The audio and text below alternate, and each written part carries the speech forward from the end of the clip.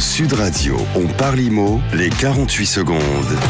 Avec Efficity by Foncia, pour vous donner les clés de l'immobilier en toute sérénité. Bonjour Frédéric Fougera, directeur de la communication du groupe Foncia. Frédéric, comment se crée une copropriété dans un immeuble neuf ? Bonjour Marc, vous venez d'acheter dans un immeuble neuf et vous souhaitez connaître les règles de copropriété.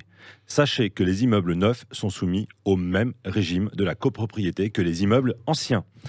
Dans un immeuble neuf, la copropriété naît lorsque les travaux sont achevés, dès lors que les ouvrages sont exécutés et que les éléments et équipements indispensables à son utilisation sont installés. L'immeuble est donc considéré achevé lorsqu'il est habitable, même si certaines finitions ne sont pas terminées. Le constructeur va alors nommer ce que l'on appelle un syndic provisoire qui aura au préalable été soumis à concurrence. Le syndic de copropriété, une fois désigné, peut alors prendre ses fonctions.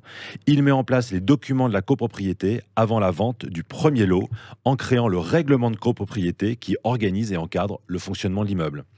Pour être plus précis, c'est lui qui met en place l'état descriptif de division avec répartition des lots, quote-part des parties communes, répartition des charges entre les différents copropriétaires.